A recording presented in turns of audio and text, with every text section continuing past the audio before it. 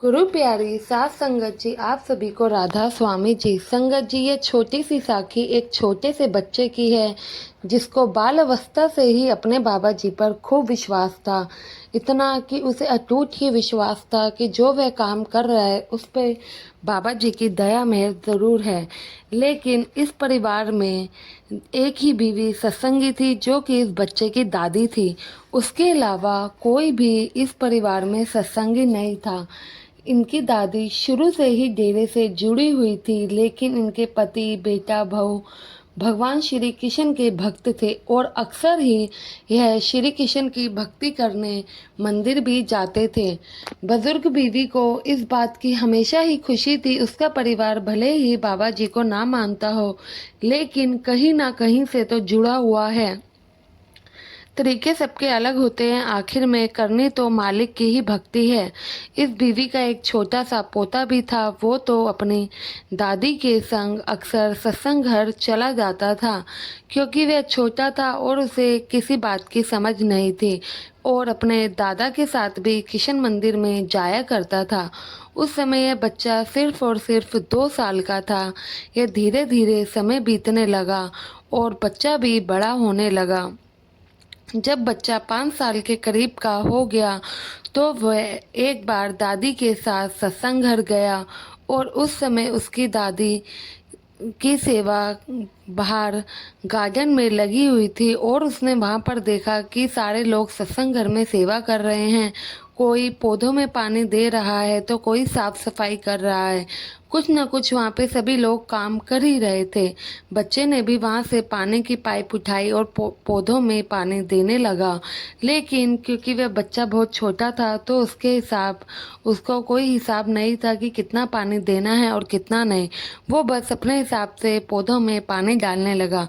पास खड़े सेवादार ने देखा कि बच्चे के हाथ से बच्चा पौधों में पानी दे रहा है और वह पानी ज़्यादा जा रहा है, तो उसने सेवादार जी ने बच्चे के हाथ से पाइप ले ली। बच्चा जिद करने लगा कि उसे भी कुछ ना कुछ काम करना है।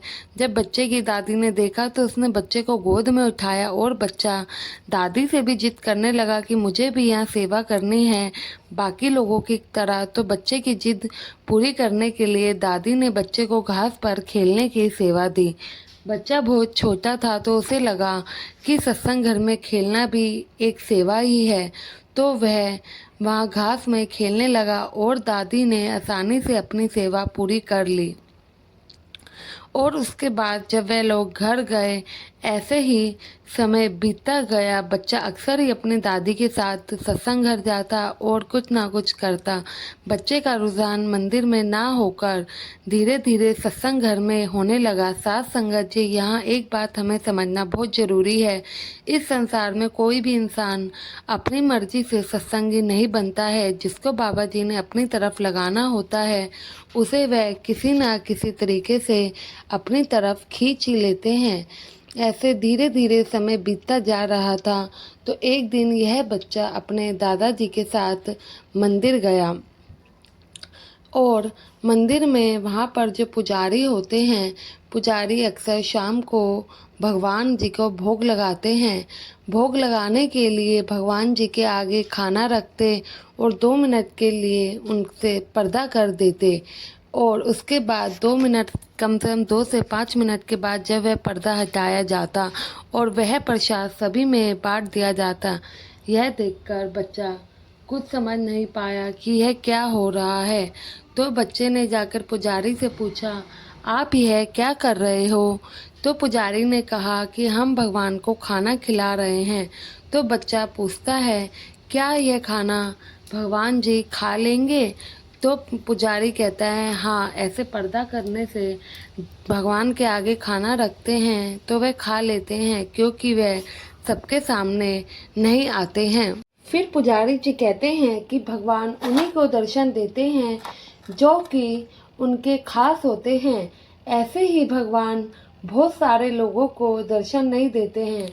जो भगवान की भक्ति करते हैं वह उन्हीं को दर्शन देते हैं, इसलिए वह सबके सामने नहीं आते हैं। यह बात बच्चे के मन में बैठ जाती है, और जब वह घर जाता है तो इस सारी घटना के बारे में अपनी दादी को भी बताता है। दादी भी यही कहती है, बेटा भगवान के दर्शन तभी होते हैं जब हम उनकी बहुत ही ज़्यादा भक्ति करते हैं। तो बच्चा कहने लगता है, क्या मैं अपनी रोटी अगर बाबा जी के आगे रखूं तो वह उन्हें खाने आएंगे, भले ही मुझे वो दर्शन ना दे, क्योंकि मैं अभी बहुत छोटा हूँ और मैंने उनकी भक्ति नहीं की। लेकिन वो कान्हा जी की तरह मेरी थाली में से एक रोटी तो खा ही सकते हैं। ये सुनकर दादी मुस्कुरा पड़ी और समझाने लगी कि बेटा, बाबा जी कभी नहीं कहते हैं कि कोई भी संगत उनकी भक्ति करे। बाबा जी तो कहते हैं हमें तो बस मालिक की भक्ति करनी है, जो हमारे सबके अंदर ही है। बच्चा यह बात नहीं समझ पाता और कहता है कि मैं मालिक की भक्ति भी करूँगा, लेकिन पहले मैं थाली में से एक रोटी बाबा जी को खिलाऊंगा। बच्चे की दादी इस पर कुछ नहीं कहती है और फिर से मुस्कुरा पड़ती है और कहती है कि बेटा, अगर विश्वास हो तो बाबा जी को भी आना पड़ता है। अब बच्चे के मन में और भी ज़्यादा बाबा जी के प्रति विश्वास हो गया, क्योंकि वह लगभग सत्संग जाता था तो उसे पहले से ही बाबा जी पे बहुत विश्वास था। तो बच्चे ने जिद पकड़ ली कि मेरी थाली की पहली रोटी बाबा जी को ही खानी पड़ेगी, उसके बाद मैं दूसरी रोटी खाऊंगा। बच्चा अक्सर घर में दादी के साथ अकेला रहा करता था और जब भी उसे खाना मिलता तो वह खाने को अपने रूम में लेकर जाता था और रूम को लॉक कर लेता था और वह खाना बाबा जी की फ़ोटो के आगे रख देता था और उनसे प्रेयर करता कि प्लीज़ आप यहाँ की मेरी प्लेट में से पहली रोटी खा लीजिए। भले ही आप मुझे दर्शन ना दो, लेकिन आपको ये रोटी खाने ही होगी। बाबा जी के रोटी खाने के बाद ही मैं आप दूसरी रोटी खाऊंगा। बच्चे की दादी ने उसको काफ़ी समझाया। एक दिन बच्चे की दादी ने एक दिन दोपहर को बच्चे के लिए रोटी परोसी तो बच्चा खिड़की के साथ दीवार पर लगी बाबा जी की फ़ोटो के आगे दोबारा से थाली रखकर बैठ गया और उसने आंखें बंद कर ली और वह विनती करता है कि बाबा जी आप प्लीज़ इसमें से रोटी खा लो।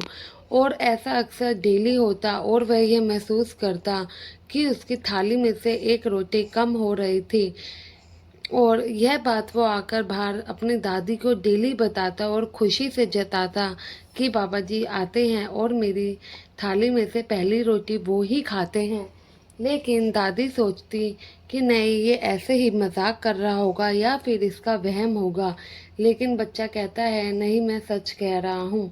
तो एक दिन जैसे ही दादी ने उनको महसूस हुआ कि बच्चा सही कह रहा है, इसकी थाली में से रोजाना एक रोटी कम होती है, तो वह अपने बेटे को कहती है आखिर ये चक्कर क्या है, तुम इसका पता लगाओ। आखिर इसकी पहली रोटी या इसकी थाली में से एक रोटी जाती कहाँ है, कौन खाता है। तो यह पता लगाने के लिए उसके पापा एक दिन मोबाइल का कैमरा ऑन करके छोड़ देते हैं और उसके बाद जब सभी लोग बैठ के शाम को रिकॉर्डिंग देखते हैं तो सबके होश उड़ जाते हैं और वह सोच में पड़ जाते हैं बाबा जी ने एक छोटे से बच्चे के विश्वास को कैसे टूटने नहीं दिया। साथ संगत जी, बच्चा जैसे ही थाली को खिड़की के पास बाबा जी की फोटो के आगे रख कर आंखें बंद करता था, उसी समय खिड़की के पास एक बंदर आ जाता और खिड़की में हाथ डालकर एक रोटी उठा कर लेकर वहां से चले जाता। जब बच्चा आंख खोलता तो उसको यही लगता कि यह रोटी बाबा जी ने खाई है। बच्चे के घर वालों ने बच्चे को यह बात कभी नहीं बताई कि वह रोटी बंदर लेके जाता है, क्योंकि बच्चे की दादी को तो अब पूरा यकीन हो चुका था कि बाबा जी ने उनके पोते को विश्वास और भी ज़्यादा गहरा कर दिया है और इसलिए ही उस बंदर को बाबा जी ने ही भेजा है। बंदर ठीक उसी समय ना जाने कहाँ से आता जिस समय वह बच्चा थाली लेकर बाबा जी के आगे प्रेयर करता था, जबकि उस पूरे इलाके में बहुत सालों से एक भी बंदर नहीं दिखा था। और हैरानी की बात यह है कि रोटी ले जाने के बाद बंदर पता नहीं वहां से कहाँ गायब भी हो जाता, यह भी किसी को नहीं पता चल पाया। लेकिन बच्चे को आज तक यही लगता आ रहा है और यही विश्वास है कि उसकी पहली रोटी सतगुरु जी खुद आकर खाते हैं। साथ संगत जी, हमें भी इस बच्चे की तरह ही बाबा जी पे अटूट विश्वास होना चाहिए। अगर विश्वास हो तो सद्गुरु क्या से क्या नहीं करते हैं, और वह हमारे विश्वास को हमेशा ही कायम रखते हैं, कभी नहीं टूटने देते। आशा है ये आज की छोटी सी ताकि आपको अच्छी लगी होगी। संगत के इस चैनल को सब्सक्राइब करना ना भूले जी। गुरु प्यारी साथ संगत जी, आप सभी को राधा स्वामी जी।